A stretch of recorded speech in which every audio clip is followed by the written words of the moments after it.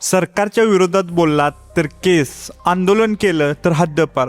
मग भारतात लोकशाही फक्त कागदावरच उरली आहे का? ज्या देशाची न्यायव्यवस्थाच म्हणते की इथल्या नागरिकांना गुलाम बनवलं जाते, त्या देशाच्या लोकशाहीची अवस्था नेमकी काय आहे? ह्याच मुद्द्यावर मुंबई हायकोर्टाने मुंबई पोलिसांना चांगलंच सुनावलंय। एका व्यक्तीने आंदोलनात भाजप सरकार मुर्दाबाद, अमित शहा मुर्दाबाद आणि सरकारविरोधी घोषणा दिल्या।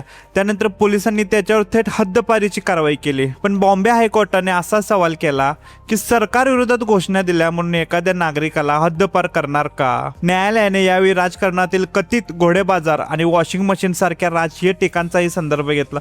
विधानसभेत सरकारवर टीका होऊ शकते, राजकीय पक्ष एकमेकांवर आरोप करू शकतात, मग सामान्य नागरिकांनी आंदोलन केलं तर त्यांच्यावर थेट कठोर कारवाई का? आणि लोकशाहीत पोलिसांचं काम सरकारची टीका थांबवणं नाही तर आंदोलन शांततापूर्ण होत आहे का, हिंसा होते का, कायदा सुव्यवस्था बिघडतोय का, हे पाहणं पोलिसांचं काम आहे। आणि अखेर न्यायालयाने हद्दपारीचा आदेश रद्द केला। कारण एक गोष्ट स्पष्ट आहे, सत्तेत कोणताही पक्ष असतो, सरकारवर टीका करणं हा गुन्हा नाही। लोकशाहीत सरकार नागरिकांवर राज्य करत नाही तर सरकार नागरिकांना उत्तरदायी असतं।